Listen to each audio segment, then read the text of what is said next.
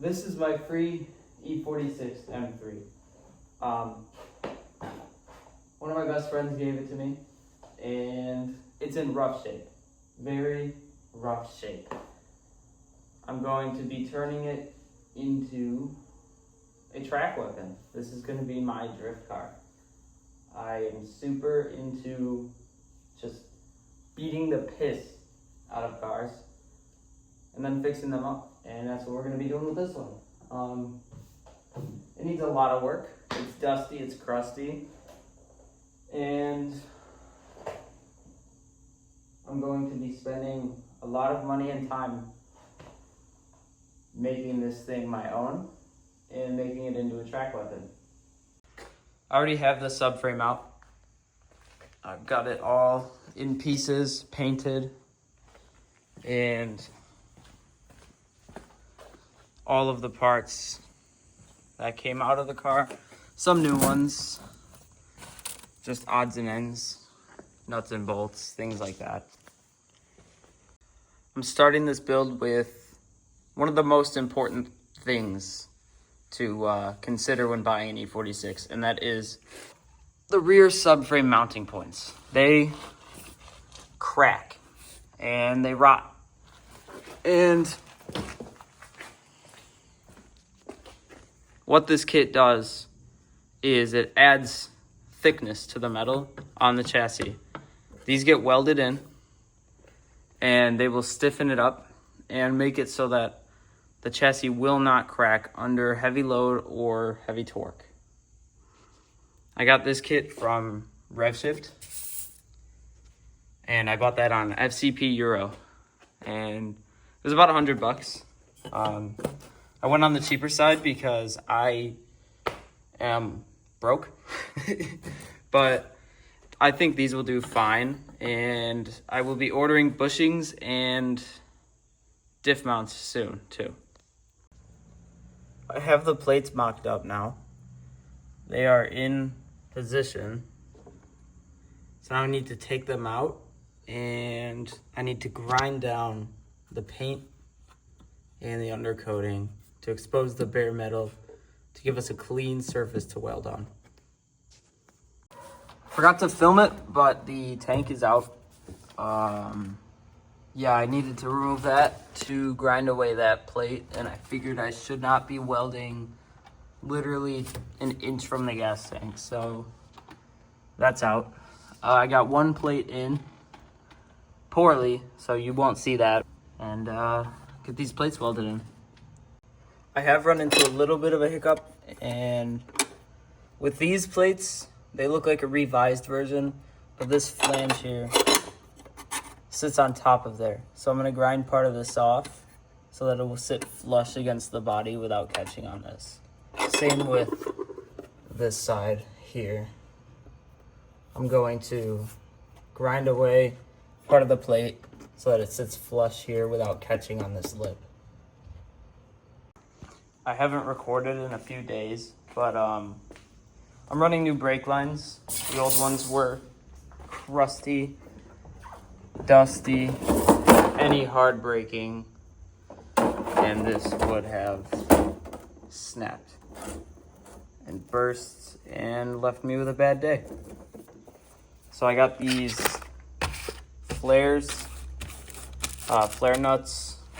I got myself a flaring kit, and I'm just kind of eyeballing the brake line bends right now. Just bending them to a relative shape, and I'm gonna get them all secured up in the car once they're flared. My bushings came in. They are 75D, basically hard plastic bushings. And I already started trying to drill these and pound them out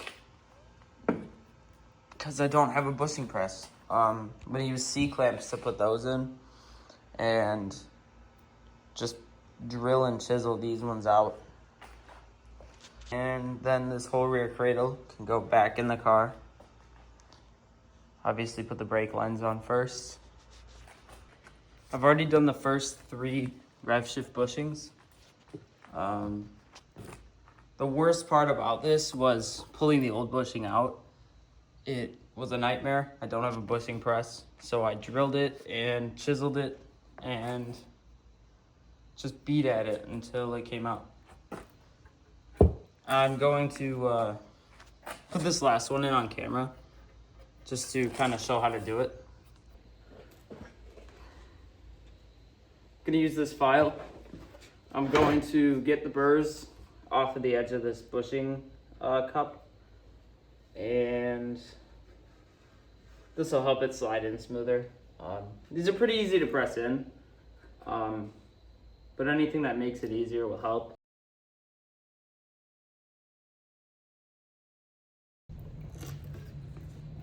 Now I'm going to use this wire brush, and I'm going to use that to clean out the inside. There's just little bits of like rust, things like that.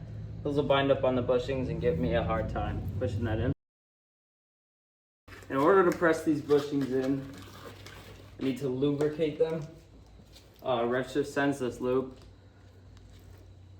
and I just apply it pretty liberally to the inside of the cup, just with a glove on, and then also on the outside race of the bushing.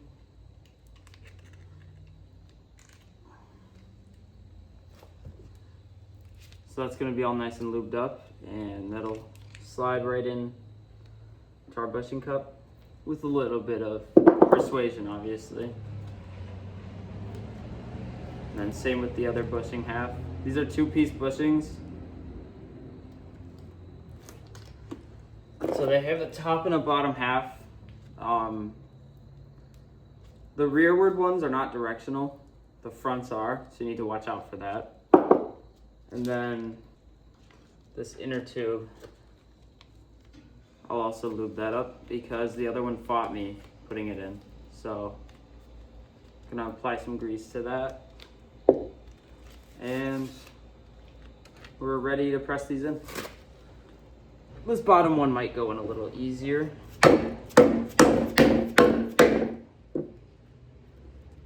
And it's gonna sit nice and flush with the bushing cup. I was able to persuade this bushing in with a hammer.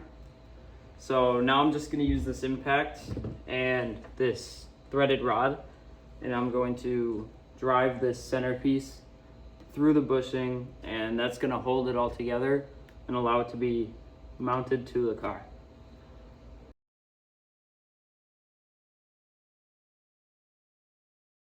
I just got these RevShift diff mounts. These are the same hardness as the subframe bushings, and these 2 larger ones are going to go in the diff ears like that. This smaller one with this flange on it is going to go right into the subframe there. It bolts in right there onto the diff. Came with new hardware for mounting, and I'm gonna clean this diff up first. I don't like seeing it that oily.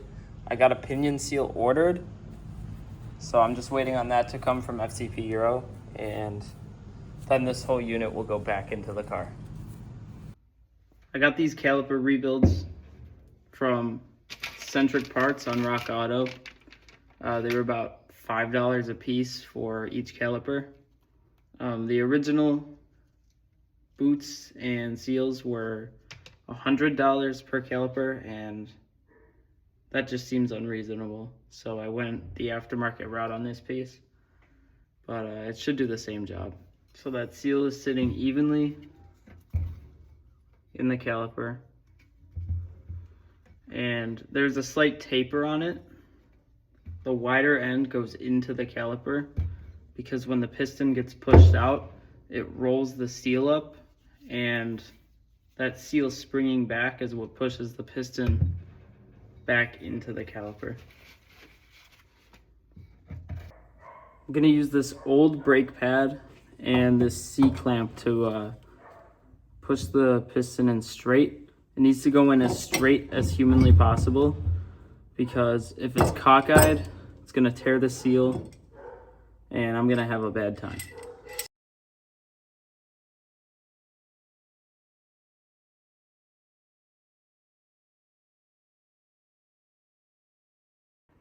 So my C-clamp is bent. I don't know if you can see it, but it's very slightly bent, and it's not driving the boot or the piston in straight. So I'm gonna ditch this, and I'm gonna use a rubber mallet and a socket to tap this in very gently and as straight as I possibly can, because the C-clamp isn't gonna work because it's bent. I've got this one pressed in. I used a socket and a dead blow or a rubber mallet, and gently tap, do not blow, just tap it in lightly until it seats in and it all lines up nicely. That's one caliper done. All right, 4 freshly rebuilt calipers later, and a bit of annoyance from the next door neighbor, and they're ready to go on the car. So once my soft hoses come in, I can get these mounted up to the subframe and the car will be back on its wheels. These caliper guide bolts are lightly greased, and these are gonna get driven in and torqued to about 30 Newton meters or 22 foot-pounds.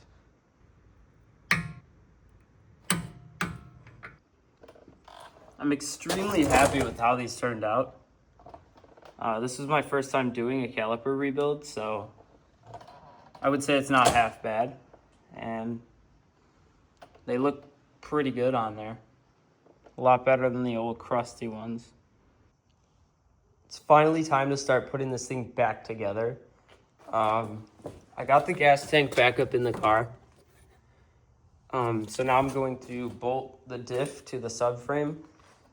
I'm gonna raise those into the car, and then I will bolt the suspension assemblies onto that so that I'm not lifting this whole unit as one. I've got it in the car.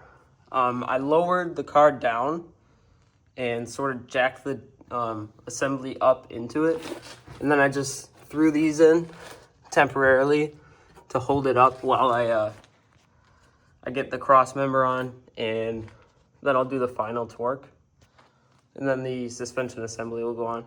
These rear bushings get torqued to 105 Newton meters. Before I go any further in putting this car back together, I'm gonna change the diff fluid.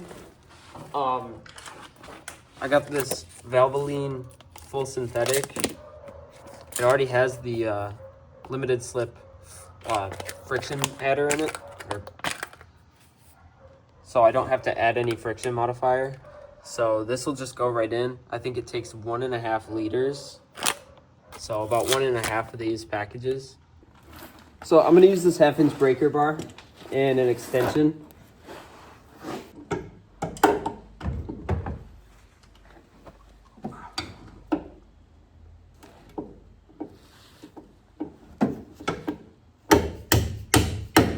Gently tap that in just so that it doesn't slip.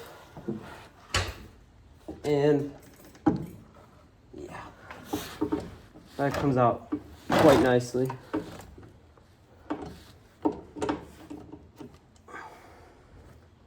So now that that one's loose, I can take the drain one out.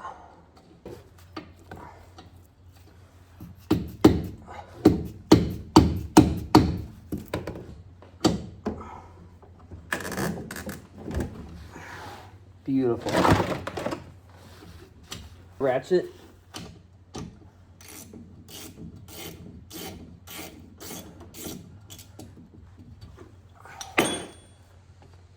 Take that out the rest of the way. There we go. got some stinky old diff fluid coming out of there. And now it's coming out all nice. The seals still look good, and I didn't order new ones, so I'll just run with these. If I notice they start to leak, I will replace them. But for now, this will work. The fluid's good. It's not black. The torque spec for these is 44 foot-pounds or 60 newton meters. I don't have a 1/2-inch torque wrench or an adapter, so I'm just gonna snug these up. Again, if they start to seep, I'm gonna replace the plugs and put new fluid in again. But for now, I'm just gonna tighten it with a ratchet. I shouldn't have any leaks because it's sealed with an O-ring.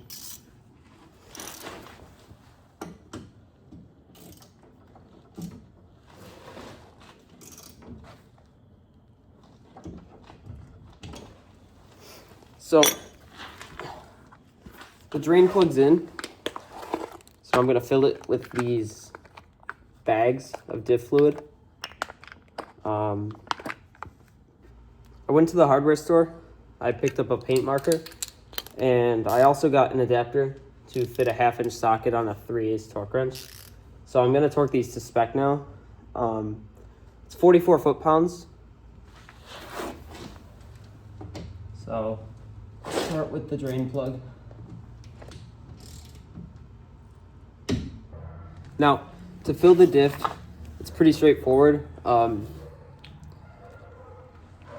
You just fill it until it starts to dribble out of the fill plug.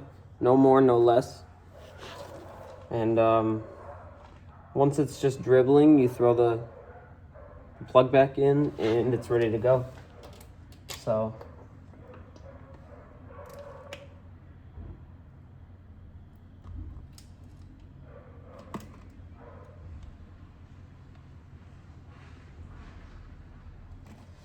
it should be about 1.5 bags. So I'll probably have a little bit left over of the second one.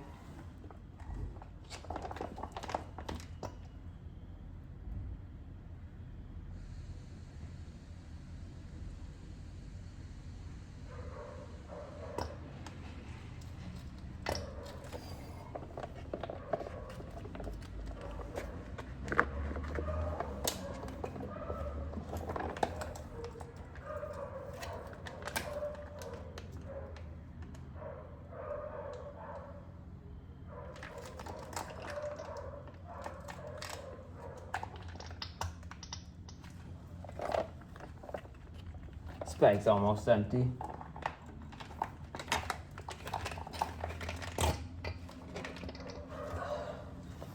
That one's empty.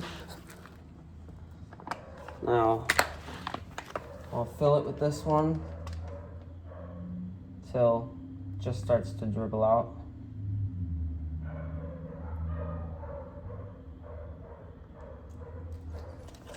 Now it's dribbling out of the fill plug.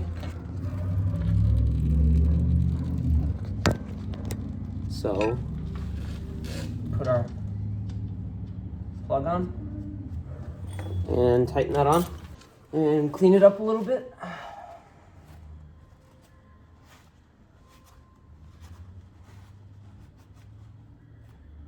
And now the diff is full and it's ready to rock. This diff cross member has to go back in now in order to fully bolt up the subframe, but not in this condition. I'm gonna do my best to wire wheel this and clean it so it doesn't look like it's been coated in diff fluid for 20 years.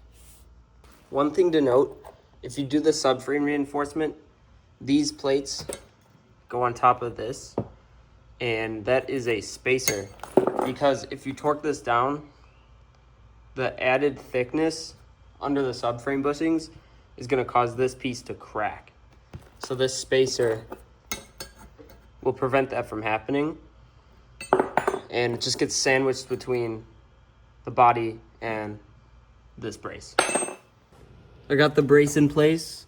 There's 2 bolts in each of these holes, and those are gonna get torqued to 18 foot-pounds.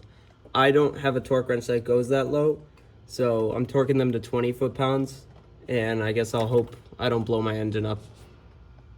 Okay, there are 2 subframe bolts, one on either side, and 2 subframe nuts. And these are gonna get torqued in a crisscross pattern to 105 Newton meters. I believe that's about 85 foot-pounds. The strut mounts on the convertible, the uppers are in the top compartment, so I just have it propped open. They're down there. So I'm gonna do my best to use a magnet to hand thread them on, and then I'll torque it later. And I got it propped up with a jack for now, just so that it's in flush with the body. It's not gonna fall out on me while I'm trying to tighten these. The uppers are torqued. I'm taking them out again. These are not staying in the car. One is blown out, and I'm ordering coilovers because this is gonna be a drift car. So just for now, to get it on the ground, I'm gonna put the suspension back on so the car can be on its own weight again. Eventually, it's gonna be getting coilovers and an angle kit. But for now, we're doing the subframe reinforcement, the brake lines, and the subframe bushings. Next up is gonna be the upper control arms. These are a little crusty. They are aluminum, so they don't rust, but I'm gonna clean them up a little bit. That's a lot better. They're polished. I used the wire wheel and just kind of got all the grime off, the dust, the oxidation. They're not perfect. They're not going to be. But this made me come to a realization that I definitely need a sandblaster, especially for this other project I have. Haven't talked about that yet, but these definitely look significantly better than they did.